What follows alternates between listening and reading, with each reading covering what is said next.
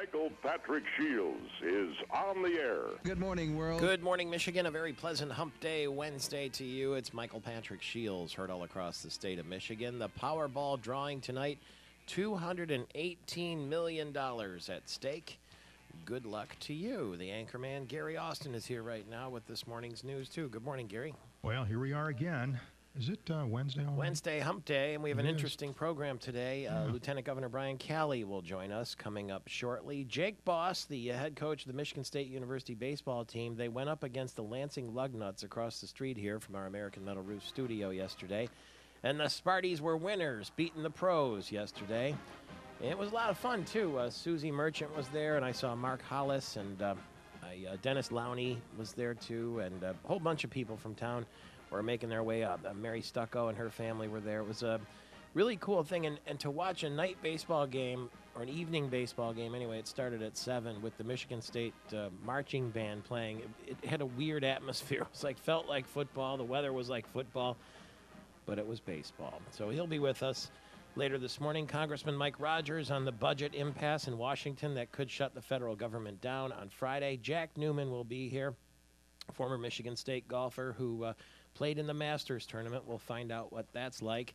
And Reese Jones will join us, too, the famous golf course architect who is in Augusta, and Peter Kessler, who you would remember from Golf Channel and Golf Magazine, will give us his thoughts on the Masters coming up, too. We'll have full coverage of the Masters tournament tomorrow and the next day, of course. Today is the Par 3 tournament, and then yesterday was the Champions Dinner. We'll find out what Phil Mickelson served to the other champions.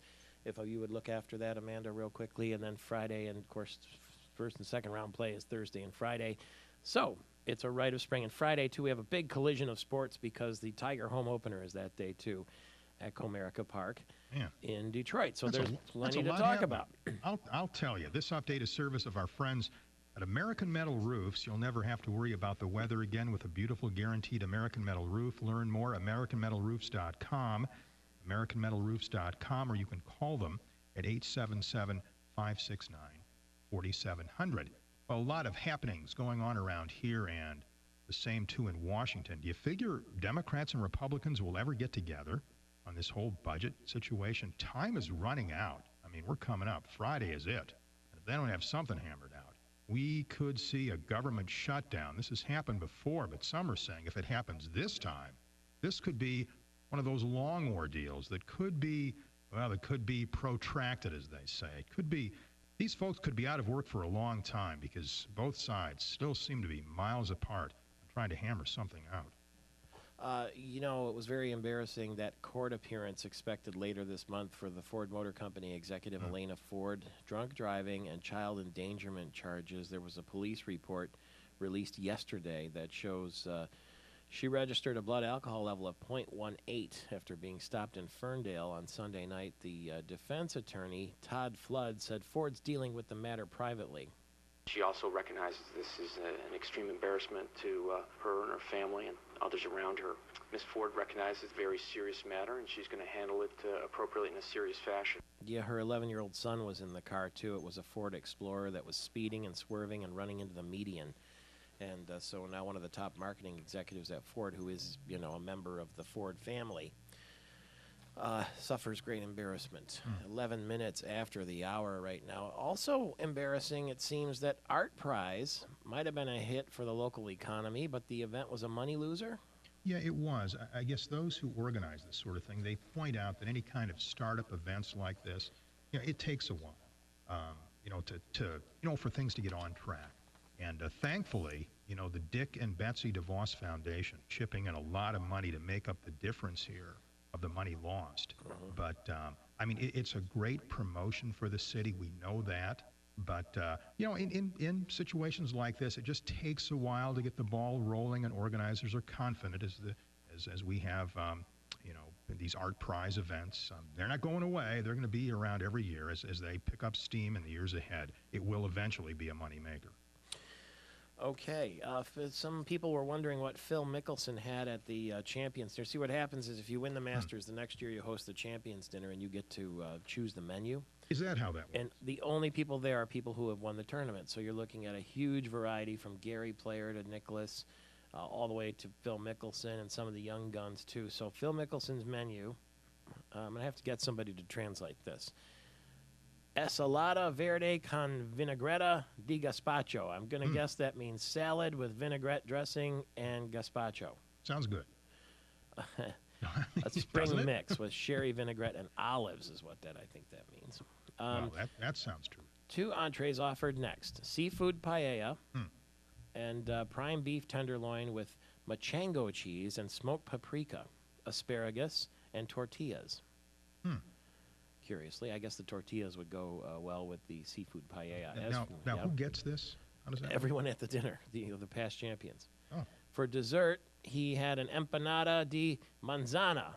That's an apple empanada tossed with vanilla ice cream and chocolate cinnamon ganache. It's a good thing you know Spanish, young man. Otherwise, we'd be lost this morning. Gracias, amigo.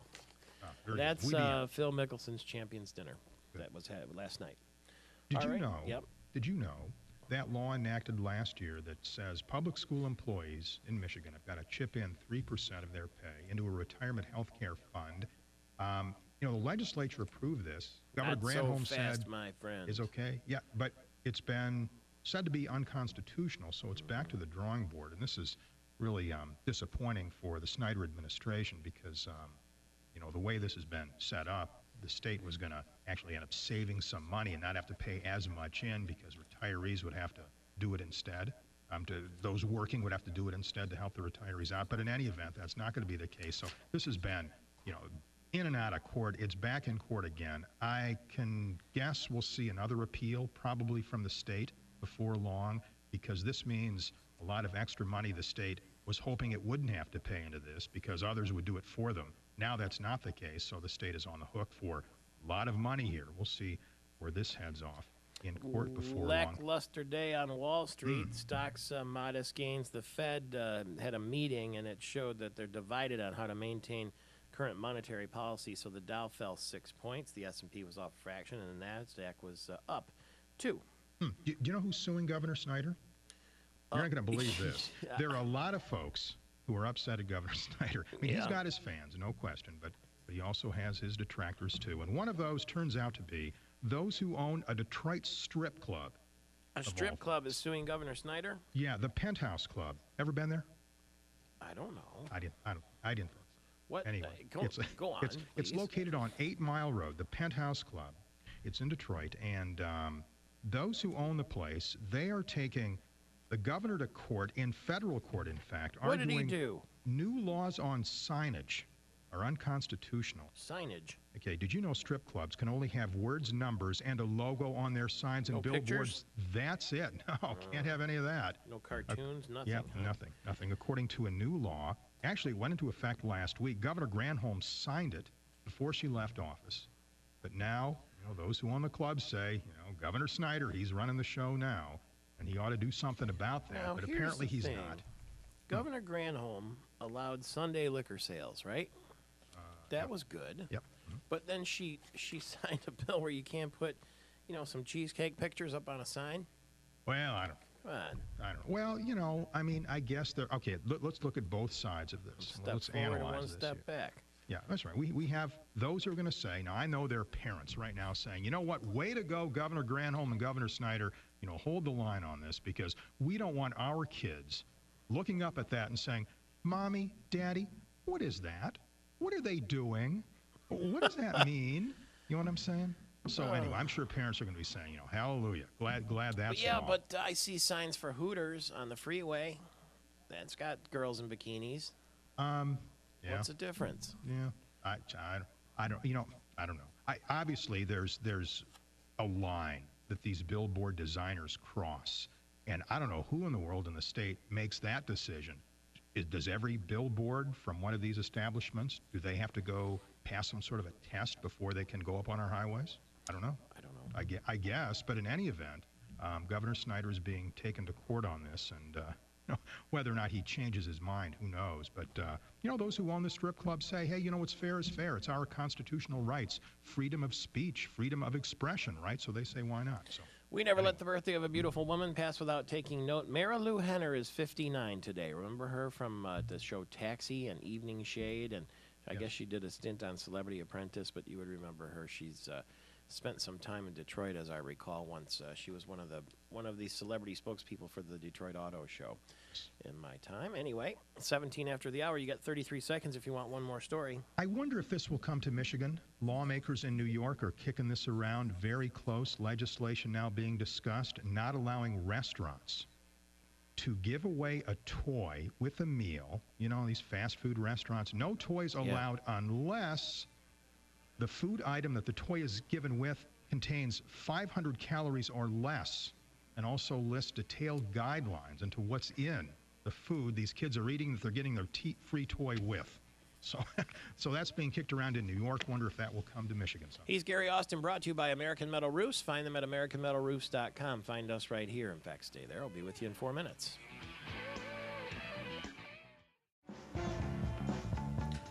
Putting on the Answer Man hat, that music indicates that it's time for some sage advice, some wisdom, and some forecasting, if you will. Some foreshadowing, even, maybe, from the Answer Man.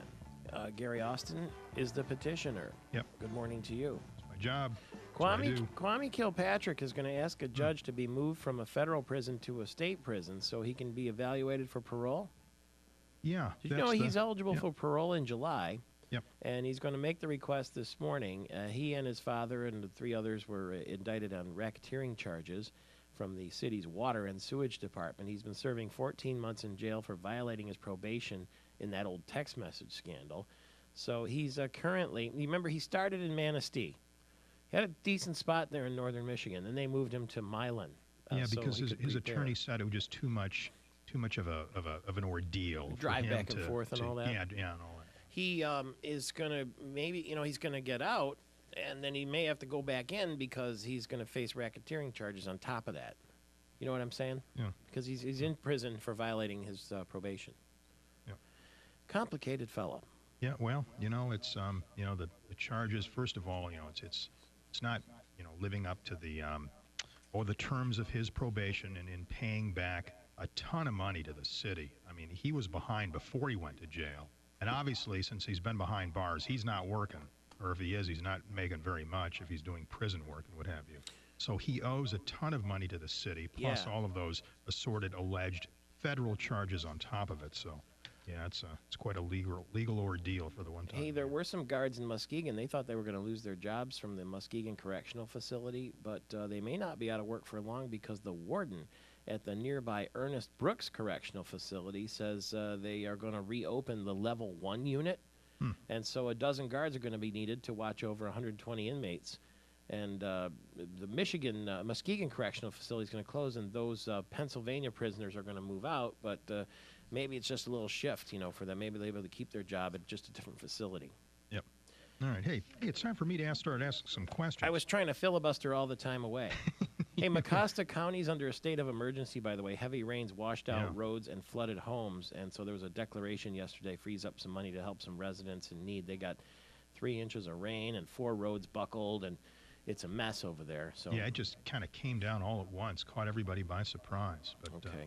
In any event, it sounds like they have things in order. All right, here we go. What is your question? Here we go. Question number 1. We've got a couple from Canton Township, a man and a woman. Yes. They're both 24. Yes. And they want to get married. And to do that, they're going to do something very, very unique and unusual. This is Canton Township now. Mm-hmm. And what are they going to do that's getting everybody's attention? They are going to walk all the way to Nevada. Wow. In order to get married. I thought I'd stump the answer man on that one. Foolish idea on your part to try to stump me. Yes. They're going to hoof it all the way there. Foiled again. Yeah, that's the plan. They're going to walk. They're going to get married in September, so they're getting an early start. That's one long walk down the aisle. Yeah, talk about hoofing From Michigan to Nevada. It's true. April 15th, they're going to walk 15 miles a day, and they want to reach Las Vegas. The target time, 5 months, is going to take. Well, that's a little risky, don't you think?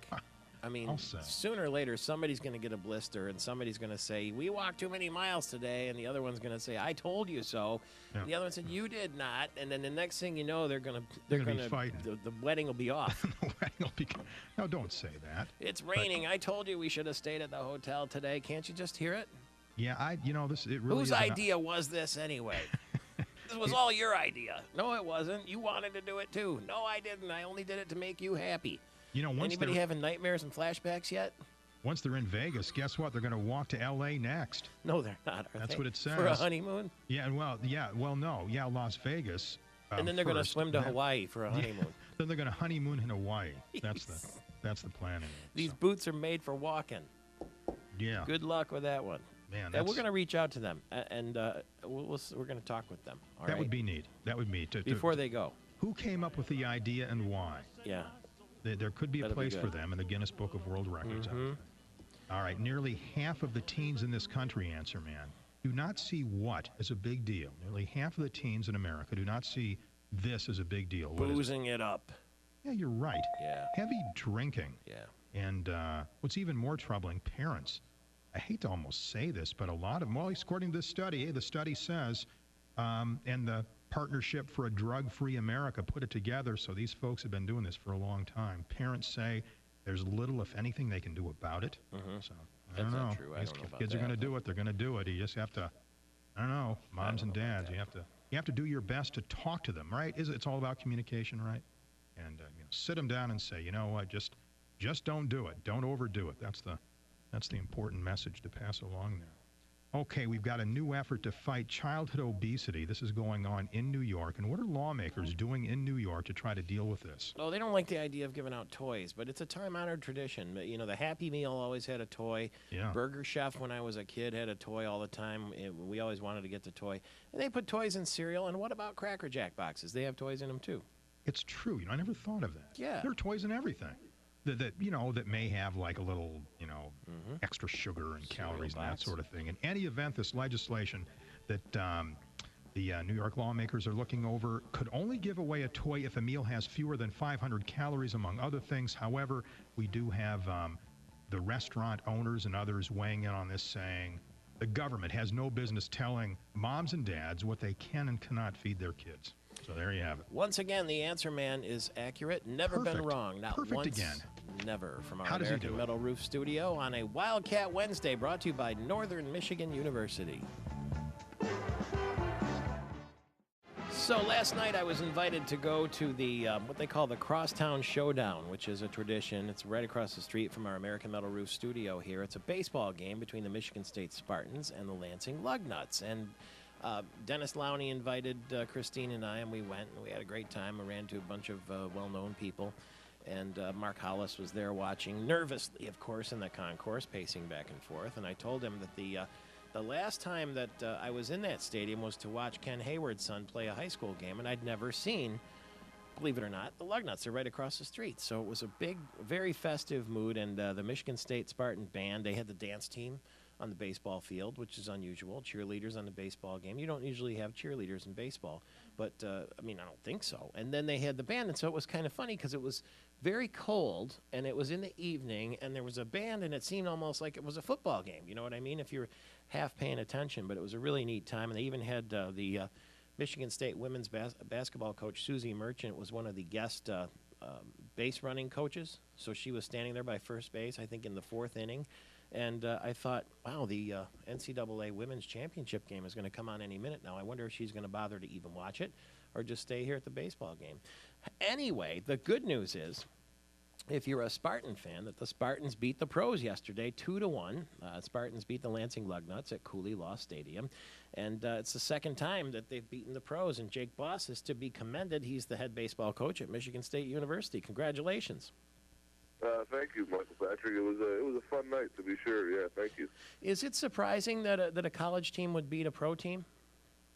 Well, yes and no. I mean, they're a pro team, obviously, but most of their guys are the same age as our guys, and a lot of them were drafted out of high school. A lot of them are been in pro ball for a year or two, and but the age difference is not that great. And for the Lugnuts, they're coming right out of Florida. Coming right from spring training, and it's a lot of most of the time it's the first time that these guys have really been together and played together, and so they're trying to get their feet wet. It's their first game in their new stadium and things like that, and so there's a lot of different factors that are involved. Not to mention the cold weather, which we've played in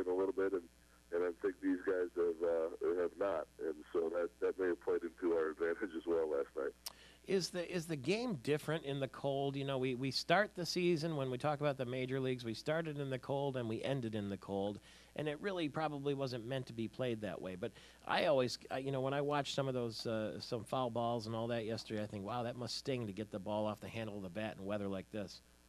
Well, yeah, there's no question. I think the advantage goes to the pitchers in the cold, to be honest with you. When those guys, you know, can throw the ball in the inner half of the plate, and hitters aren't able to get the barrel on the ball, that hurts. Whether you're swinging with a wood bat or aluminum bat, and you know, sometimes it seems like things just move a little bit slower in the cold weather, and so it's a bit of a different game. I mean, it does take a little bit of getting used to. There's no doubt. You got off to a hot start yesterday and never looked back. 2-1 victory over the Lugnuts, and that was after a very tough loss on the weekend. Obviously, it must have been very cold too in the game against Iowa. But how important is the hot start in a game against a team like the Lugnuts? Well, you know, I think, yeah, that's important. There's no doubt. I think it helps calm everybody down in our dugout. You know, when we're able to put a run up there early, and everybody can just kind of relax and maybe forget about the fact that we're playing a pro team, and forget about the fact that there's a great crowd there, and just kind of go out, you know, loose and play the game. And I think that's what happened last night. That's a festive atmosphere. I mean, there was a pretty big crowd. They were lively. There were a lot of people watching. And does it feel like in the baseball equivalent of a bowl game when you're in that situation? Yeah, I think so. You know, it's always been a great atmosphere, and there was a great crowd there last night, especially with the temperatures being what they were. And you know, the impressive thing about the crowd last night was that a lot of them hung around until the end of the ball game, and which you don't see a crowd like that, I guess, in cold weather stick around for 2.5 hours, 3 hours, you know, till the end of a ball game. But the majority of them were there at the end, and it's a fun atmosphere. You know, our guys don't get to play. We play in front of pretty good crowds at our place, our campus, but you know, not in front of close to 8,000. And you know, it's something that they've always looked forward. They look forward to every year, and you know, and we'll look forward to you know, for next year as well. But yeah, it's a lot of fun. It's like you said, it's almost like a football type atmosphere, and you know, it's good for our guys to experience that. When you send Susie Merchant out there to be a guest base running coach, do you tell her to keep her hands in her pockets? Well, we tried to coach her up a little bit in the dugout beforehand and gave her a stopwatch to make it look like she knew what she was doing. And, okay. But it's fun to have, you know, people like Susie. Mark D'Antonio was there as well last night. Tom Anastas, a new hockey coach, throughout the first pitch. And yeah. I think it speaks a lot to, you know, kind of the character of the people that, you know, Mark Hollis has brought in here, and just the attitude and the mindset around the athletic department. I mean, you know, people are ready and willing to support each other, and I don't think you find that a lot of different places. And it's a unique atmosphere, and it's fun to have those guys around and hanging out in the dugout. And our players certainly notice that and appreciate the fact that they're there. Did you manage to get one of those foot-long hot dogs? Unfortunately, no. I was a little busy last night. I would have loved to have one, though. That's a bummer. Okay, next time. Thank you. Congratulations. Job well done. We sure appreciate it. Thank you, Michael Patrick. I appreciate it. That's Jake Boss, the baseball coach at Michigan State University. Tigers open at home this Friday at Comerica Park. It's Michael Patrick Shields. Good morning, Michigan. A very pleasant Wednesday to you. Hump Day. It's Michael Patrick Shields, heard all across the state of Michigan. And I want to show you a book that has been the most important book in my life, and not only my life, in the lives of 30 million people. 30 million people. It's called How to Win Friends and Influence People by Dale Carnegie. And when I was a kid, my dad took the Dale Carnegie course. In fact, I think he was compelled to by the company for which he worked. And he brought the book home. And for some reason, around the age of, I don't know, I maybe was 14, maybe 13, I started looking at this book, and I started asking him about these classes he was going to, and he said that he had to stand up and talk and give speeches, and I said, that sounds scary. And he said, well, here, look at the book. And I read this book, and it changed my life to this day. And I go back and I read it again, and I study it. And it's called How to Win Friends and Influence People, and it's by Dale Carnegie, a name that you may know. You may have heard a little about it. We're going to hear a lot about it this morning. And so my effort with my son Harrison began about 3 years ago. He's 14 now, and we were taking a long flight to St. Andrews on a father-son trip, and Christine was there too. And I said, let's read this on the airplane. and we started reading the book and highlighting sections. And so my 14-year-old Harrison, who's on spring break this week, is on the other end of our line right now. Good morning to you. Hey, good morning, Dad. Thanks for waking up early. This is about 4 hours before you normally wake up, isn't it? Yeah, I'm going back to sleep after. Okay. What did you think? What have you thought so far about this idea of this Dale Carnegie book, How to Win Friends and Influence People? I definitely learned a lot about handling people. Well, I'm going to introduce you right now to a man called Phil Zeller, and he is from Lansing here, and he's got the whole southern Michigan region for Dale Carnegie training. All right. Thank you very much for being with us on the program. Thank you, Michael Patrick. Good morning, Harrison. Good morning. Now, what do we know, Harrison, from your studies of Dale Carnegie, DC as you call it, about greeting someone for the first time? Got to act like a dog and be extremely happy to see them. Is that right, Phil? Definitely be enthusiastic to meet people. That's wonderful, Harrison. Isn't that what the book says, though, that, when a dog sees you, a dog is jumping up and down and excited and thrilled, and nobody likes to be greeted, in a dour fashion if you smile and say that? Absolutely correct. It all starts beginning, for years we've talked about, in even sales profession, just dealing with people. You judge people within the first few seconds whether you like it or not. It's what we do, so why not give them a good impression? Yeah, and I think there are plenty of examples of it, too. I'm told that President Bush, George W. Bush, would always have a nickname or some sort of funny thing. So when he saw someone, they were relaxed a little bit, that kind of thing. Harrison, not to put you on the spot, but you don't have a copy of the book in front of you there. You're not cheating. Tell me what some of the tenets of Dale Carnegie are that you've learned so far. I knew this was coming. And smile, give honest and sincere appreciation, and don't criticize, condemn, or complain. Those are three right there. Fantastic. Why smile? Who wants to see you mad or sad? Is that right, Phil? Absolutely correct. Your face is your expression to the world. It's your personal advertisement, so why not put the smile on your face? He says don't criticize, condemn, or complain. That's, I think, rule number one, isn't it? Absolutely. Get that out of the way because nobody wants to hear it. And the irony is that we hear so much of it oftentimes, and the reality is as human beings, none of us want to hear it. Typical times I'll be in a group full of either youth or adults, and I'll say, who here likes to be criticized, condemned, or complain? Raise your hand. And, of course, nobody raises their hand. And every day we hear people doing this, and they're breaking the number one tenet of dealing with people, which is nobody wants to be criticized, condemned, or complained about. It seems easy to fall into that rut, though, in the workplace and say, that's so-and-so, he's a son of a gun, and then everybody gets around. But nobody likes to be on the receiving end of that stick, right? No, the challenge is garbage in, garbage out. And if we really want to create a better work environment, and we talk so much about right now being more efficient, doing more with less, the economy's been challenging. Well, we have to make a choice. Do we want to be taken down by it, or do we want to rise above and take Michigan where it needs to go? What was another one of the tenets, Harrison? We said smile, don't criticize, condemn, or complain. What was another one? And give honest and sincere appreciation. Honest and sincere appreciation, not flattery. Absolutely. The great thing about Dale Carnegie's work, and a lot of people don't know this, that he was not a philosopher. He was a researcher. He is actually, if you go to one of those museums, Ripley's Believe It or Not, maybe, Harrison, is your dad taking you to one of those museums, Ripley's Believe It or Not? Yeah, I've been to the one in Niagara. That's right. We were. Well, in that museum, you'll see a picture of Dale Carnegie's face as a man who listened to more people talk than anybody else in the history of the world. Listened. And he took copious notes, and everywhere he went, he had a notepad, and he would listen to people, and he would write down. So all of his life's work was born on necessity because he struggled dealing with people as a kid, grew up on a small farm.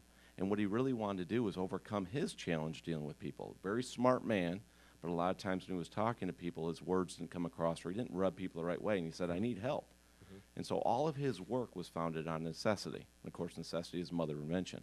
So his lifetime of research was researching how do people relate better to people to move ahead in life. And it was born out of him through his life growing up on the farm, which was tough, on a family farm in Missouri, born in 1888. But on this passion that I want to get to know people so I can work with people, because his dream job was to be a teacher. That was his dream job.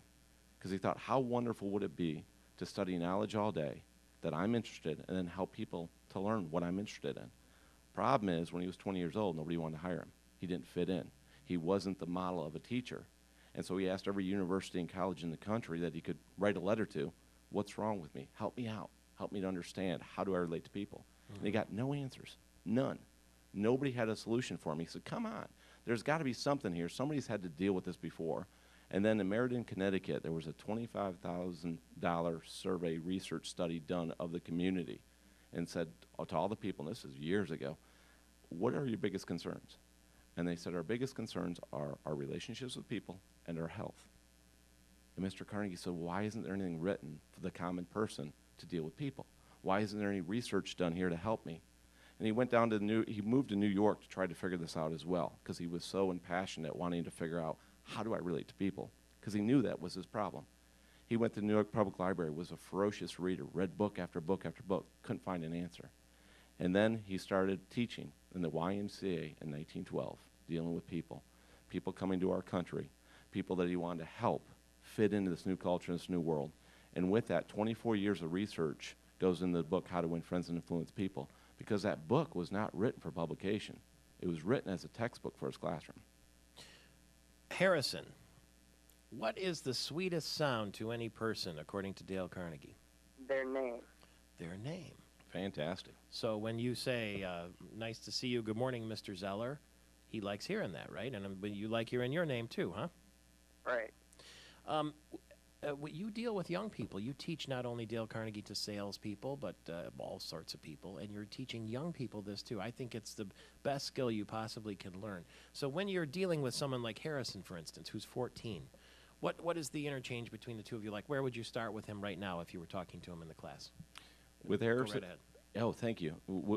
Specifically working with youth, I mean, youth are people too. And I've had the opportunity and blessing to work with people as young as elementary school all the way through people in their 80s and to build the relationships they want. And with youth, they're no different. I mean, we look at now in this digital age that we live in, and I spent 10 years in information technology, putting technology into schools. So actually, I'm a recovering IT guy that found people to be much more interesting than technology. And technology is easy because it comes with white papers. And oftentimes when we deal with the youth of today, they would really like to understand what are people thinking, where are they coming from. So of course they use social media and things like that to attach to people, but the goal is to eventually build that personal relationship, to actually go out on that date with that person, and maybe they use the tools of communication like social media, Facebook, what have you, to reach those people, but eventually they're going to come face to face with that person.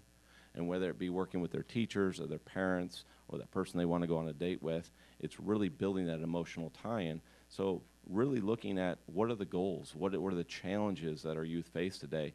And time and time again, what I hear from the youth is that we're struggling with people. We want to connect with people, but we don't know how. We're not comfortable.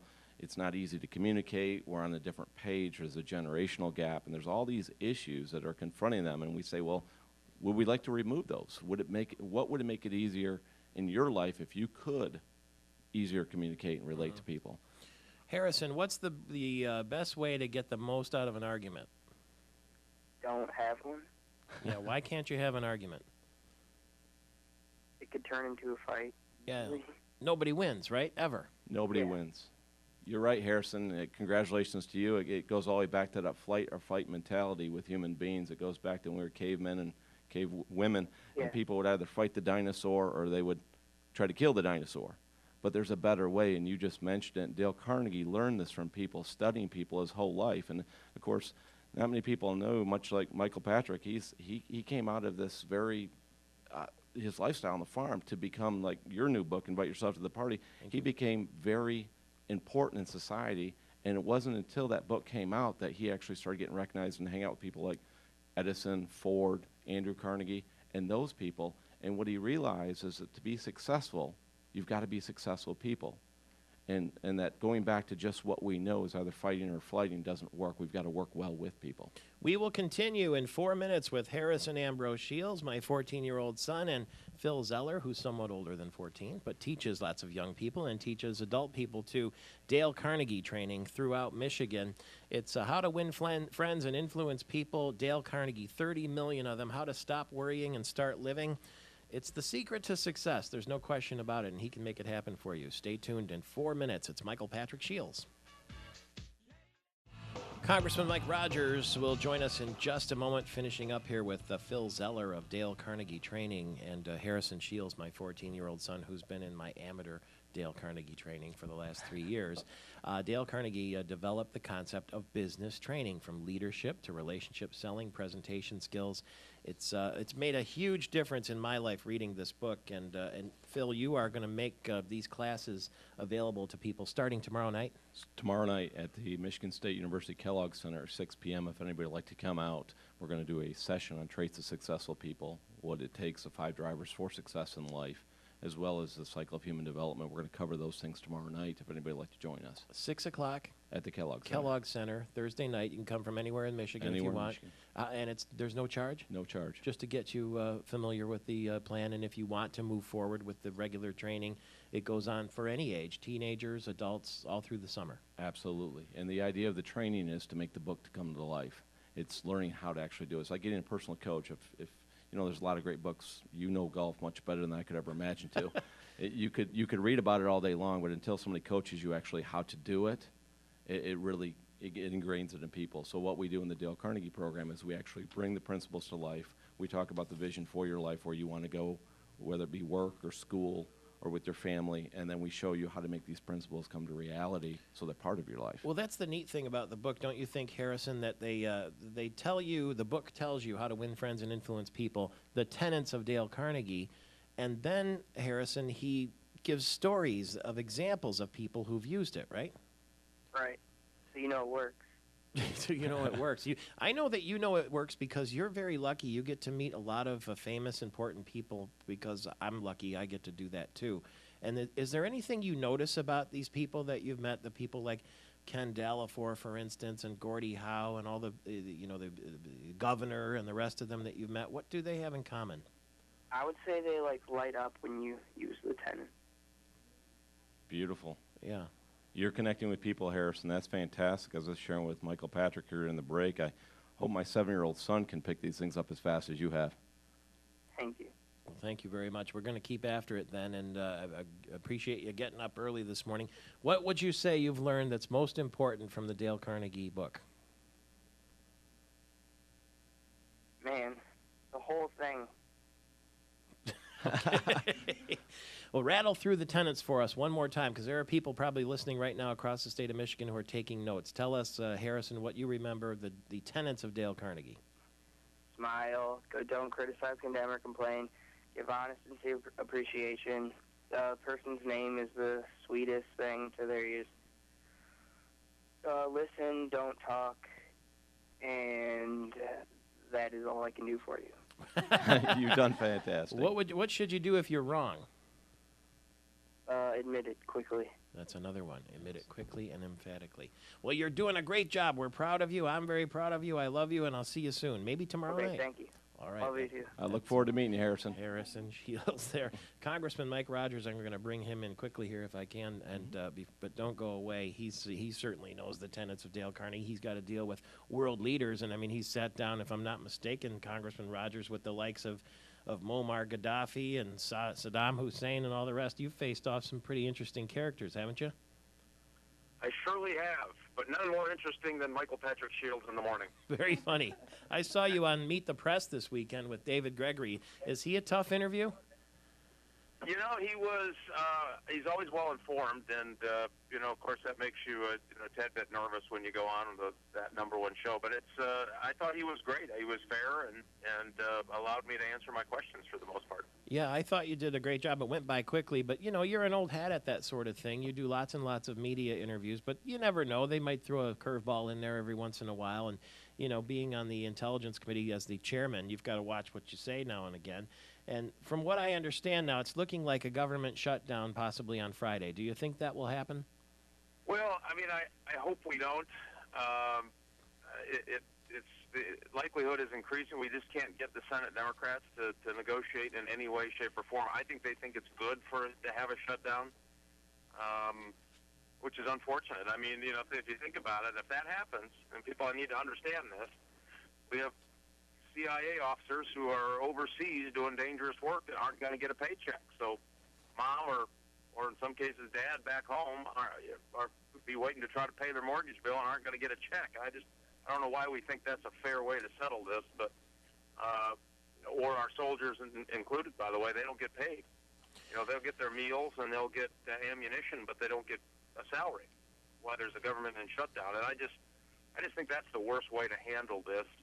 We've got a great opportunity here going, and this is for this year's spending, to fight about next year's spending in a way that I think will help put us back on the path to prosperity and is an honest and responsible assessment about where we're at and where we need to go. Is what we're looking at, not to oversimplify it, a big game of philosophical chicken? Yeah, I think so.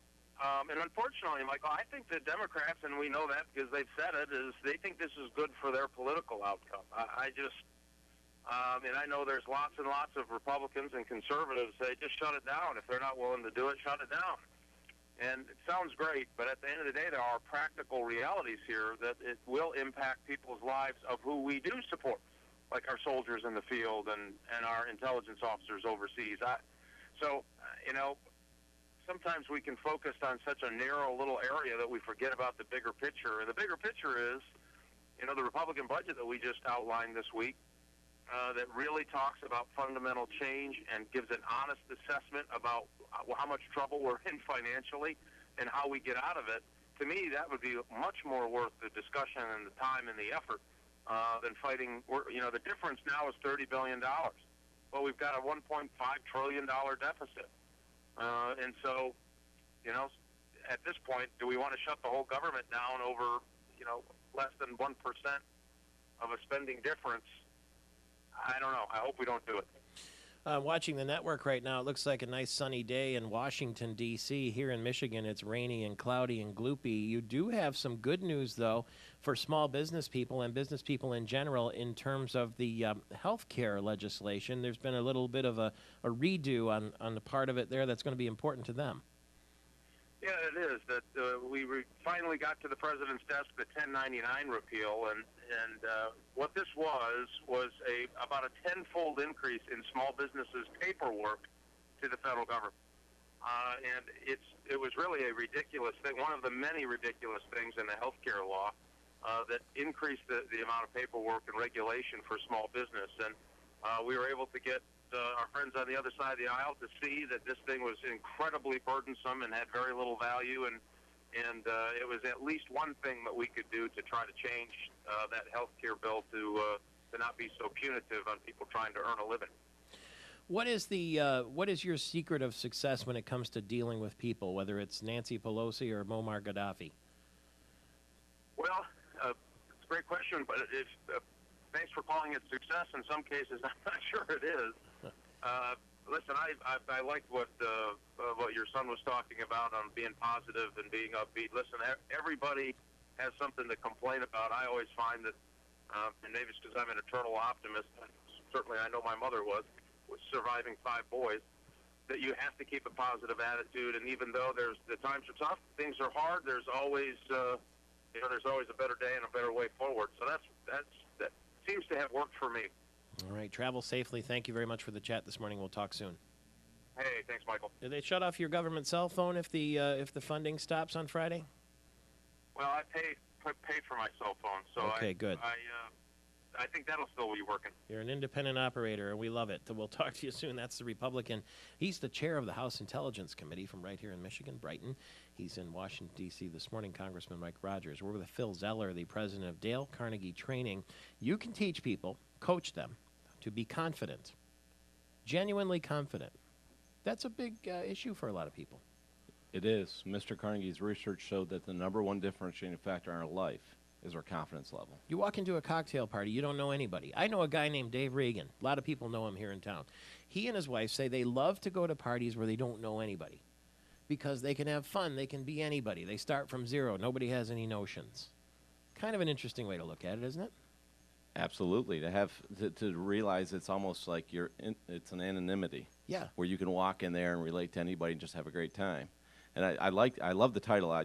For the listeners, Michael Patrick Shield just gave me a copy of his book, Invite Yourself to the Party. I love how you start out here, how to be assertive and stand out from the crowd. And it's assertive. It's not passive. It's not aggressive. It's assertive, which is right in the middle, which you do. And I love the concept because you're absolutely correct. Whether you go to a party or anywhere else, why not? Why not? Where did it say in life that we need to hold ourselves back from meeting wonderful people? Where does it say we have to be passive? Where does it say we have to be an introvert? And I had to realize this at a young age. I'm the youngest of 5 kids within 6 years growing up. And growing up, all my decisions were made for me. I could look to my older brother, 14 months older, and say, hey, that's my clothes that I'll be wearing next year. But as life went on, I realized that if you don't get involved and get involved, go to the parties, as you talk about here, and if we're not getting involved, we're going to miss out. And last time I checked, we got one shot at this life. Yeah. And if we don't have the confidence to go out there and make it happen, we're going to miss out on our life. And that, of course, affects our family, our loved ones, the people that we work with, our community, our state, our country, everyone. Manage worry and stress, work well with people, communicate with purpose, lead themselves and others if you're interested in leadership, live life with a defined purpose and vision, and have a positive attitude. Those are the things that come out of this book, but those are just words. The experiences that this book will, entice you to enjoy, and you'll have such a meaningful life. It's called How to Win Friends and Influence People. It's not a new book. 30 million copies have been sold by Dale Carnegie, who's long gone, but his legacy lives on in these classes. And how can people connect with you online to learn more? They can go to dalecarnegie.com. If they're in Michigan, they can go to grandrapids.com, lansing.com, michigan.com. We have multiple websites here in Michigan, depending on where you're at in the state, even if you're in the Upper Peninsula, wherever you want to go. In every major city, we do offer programs here. And if you don't see one listed, please contact our office, and we can work with you or your organization to make that happen. You take training, classes. Yes. Salespeople, young people, no matter anybody. Anybody you want to get along well with your mother-in-law, this is a good place to start. I had one gentleman, 84 years old, walked in the classroom here, and he put his finger right in my face, and he said, "You know why I'm taking this course?" I said, "No, sir, but I think you're going to tell me." Yeah? He said, "Yes, I am." He goes, "I suffered from 2 strokes, and before I leave this earth, because I don't have much time left, you're going to teach me those 3 little words I've never said to my family." I love you. Yep. Jeez. We did it. We did it. Session 12, our last night of class, his family came in, his wife there, his children all in their 50s sat in the front row, and he shared an experience with each one of them and ended it with, "That's why I love you." DaleCarnegie.com. Phil Zeller, thanks for changing lives. Thank you, Michael Sure Patrick. appreciate it. 35 after the hour. They are going to get it started at Augusta National Golf Club today with the Par 3 tournament. The Champions Dinner was last night. And what did Phil Mickelson serve? He's the defending champion, just won in Houston this weekend, too. He served, you ready for this, a mesclun salad with sherry vinaigrette and olives, followed by prime beef tenderloin with machango cheese and smoked paprika, asparagus, tortillas, and seafood paella, followed by dessert, an apple empanada with vanilla ice cream and chocolate cinnamon ganache. That's Phil Mickelson's Champions dinner yesterday for all the assembled there. We're talking about people like Jack Nicklaus and Gary Player and Arnold Palmer, and all the way down to the young guys, too, Phil Mickelson, Vijay Singh, anybody who's won the Masters in the past. Jack Newman has played in the Masters. He played his golf at Michigan State University, became the first Spartan ever to win the U.S. Amateur Pub Links, got him an invitation to the Masters. He finished tied for 65th, which is pretty darn good at Augusta National, as I understand it. Nice to talk to Jack Newman again. Good morning. Good morning. How are you? Good. I know that most people ask you when I see you at a Spartan football game or wherever, what's that like to go down Magnolia Lane, because most of us are never going to do it, at least with our clubs in our trunk. What was it like? It's something special. It's something that you dream about, and I guess not many people do. And come tournament week, it's really something special. The place is even greener, and everyone's out and about. They're painting the green lines out there, and it just doesn't get any better. You hear that there's a song out there with the magnolia trees, and we actually played that as I strolled down there one time. It's something unique. Did you really? You had the Masters song playing on the car CD when you drove in? Oh yeah, with my brother Dave one time. That's pretty cool. You must have had the hairs on the back of your neck standing up. Yeah, you could say so. Have you played the Xbox Masters game that's out now with Tiger Woods? I haven't. I don't play too many video games, but yeah, I'd like to. The only reason I say that is that's as close as all of us, except for you, are going to come to actually playing Augusta National. And now, when you got the invitation, you were allowed to visit, if I'm not mistaken, as many times as you wanted to practice ahead of time. How many times did you go down there? Yeah, you're correct. Went down there once in the fall with my brother Dave, and then 3 more times in the spring with my other 2 brothers and then my dad. And went down for 2 days at a time. Didn't have Friday classes at Michigan State in that fall or spring, so I sort of lucked out. Flew out on Thursday and flew back on Sunday. Did you ever get used to being there? Because to me, it would be almost like standing on an ice rink or a stage. Everything would be exciting. I'd be watching over my shoulder for Bill Gates or some other big shot member to show up, and then of course during tournament week, you got Gary Player and Nicholas and Palmer like ghosts walking around there. I wouldn't say you ever really get used to being there. It's not an old hat for you, but you sort of get proud and accept the privilege, and eventually you become. I wouldn't say it becomes normal to you, but I don't know how to put it. It's just something special, and you just got to embrace it each and every time, and you got to embrace the juices that come flowing once you drive in. What do you remember other than driving up Magnolia Lane with the song on the CD as as your big moment during that Masters tournament? During that tournament? Yeah.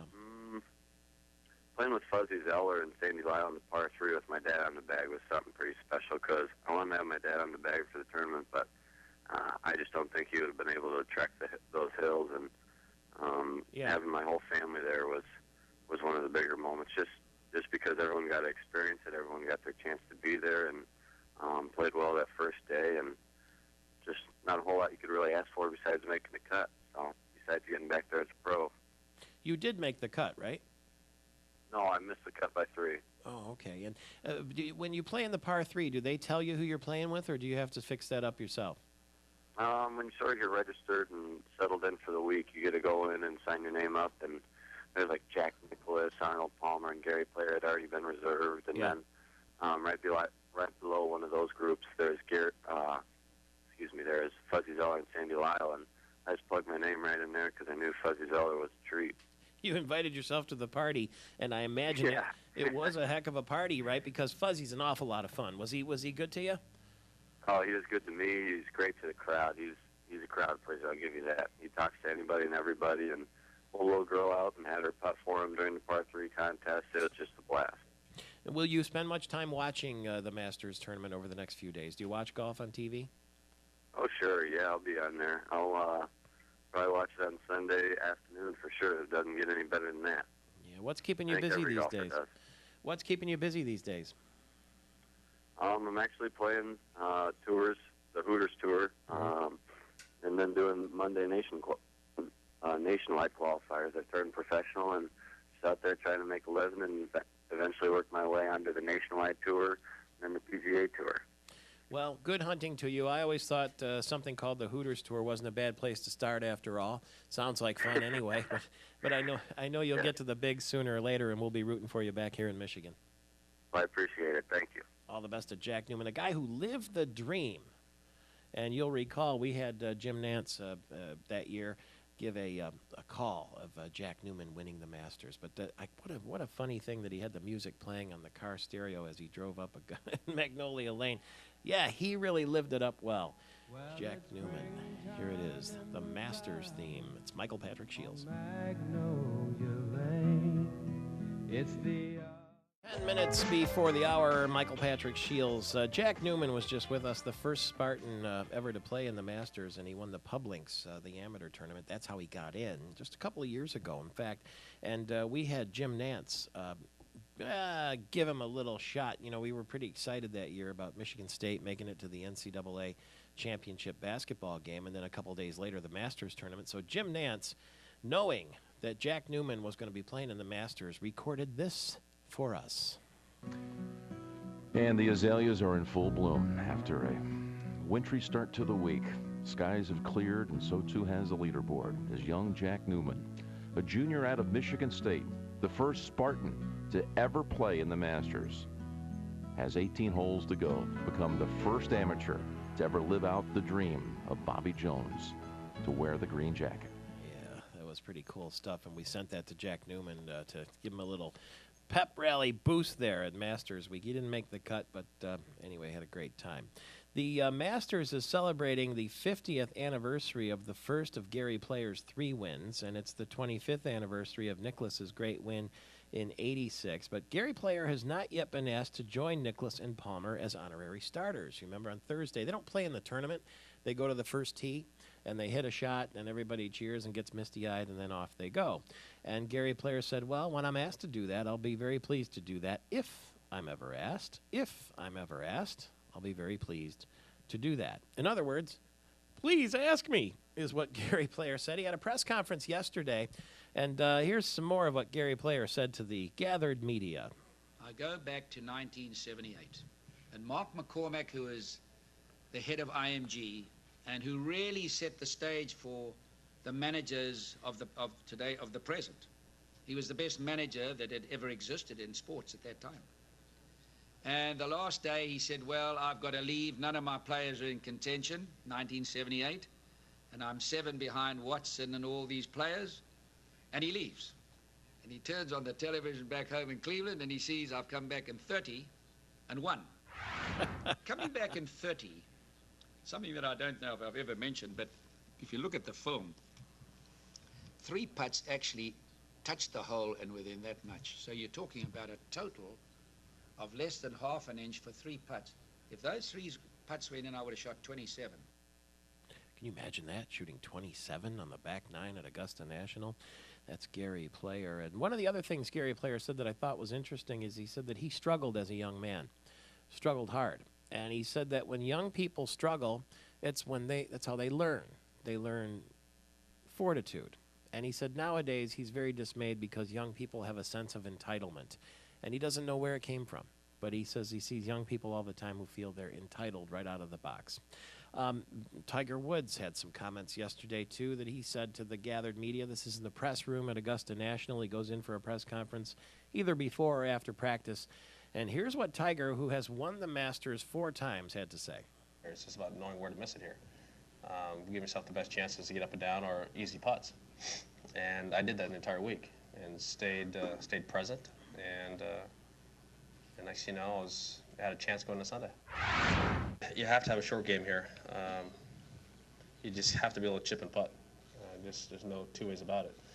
And I've always said that, yeah, you have to have a short game, but it's imperative that you miss the ball in the right spots to give yourself a chance. Phil was the perfect example of that last year.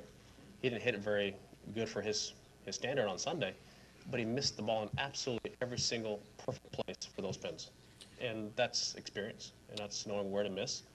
And it did. And all those shots that he made look easy, they weren't that easy, but certainly a lot easier than it could have been. Yeah, and if Phil Mickelson had, if he wins, if he should defend his title and win, that will be 4 Masters for him, and that will irk Tiger Woods to no end. Lee Westwood said Tuesday that a cockpit fire forced his private jet to make an emergency landing on the way to Augusta, and they had to go into a steep dive at Bush Airport in Houston. And there was smoke in the cabin. The pilots put on the oxygen mask and turned it around and went back to Houston. Well, that must have been very, very scary indeed. MSU allowed only 5 hits and didn't give up a run till the bottom of the 9th in a 2-1 win over the Lansing Lugnuts yesterday at Cooley Law Stadium across the street from us here in our American Metal Roofs studio. And that's the second time the Spartans have beaten the pros. Congratulations to our Northwood University Leader of the Day, Jake Boss, the head baseball coach there, who we spoke with earlier this morning. Northwood University is celebrating 51 years of producing leaders and celebrating free enterprise. Susie Merchant was there as a honorary base running coach, and I kept wondering, is she going to leave the field and go watch the NCAA Women's Basketball Championship on TV, or does she not care about that? Texas A&M celebrating its first national championship in women's basketball after last night, so we're not sure whether she went and watched it or she stayed and watched the Spartans. Mark D'Antonio was on hand, too. I saw Mark Hollis and Dennis Lowney and a whole bunch of other people there, Mary Stucco and her family. Congratulations to the Spartans. Tigers and Orioles will start again today. Red Wings will play the Hurricanes tonight in North Carolina. Lion Kim is the University of Michigan player. He is playing at Augusta National this week. as an amateur, and the Pistons almost won yesterday but lost. Television viewers, thanks for being with us. Radio listeners, stay right where you are. Reese Jones will join us next hour. The world-famous golf course architect, and Peter Kessler, who you'll remember from the Golf Channel, will be here too. It's Michael Patrick Shields on Wednesday. We'll be waiting for you to come and play, to come and play, to come and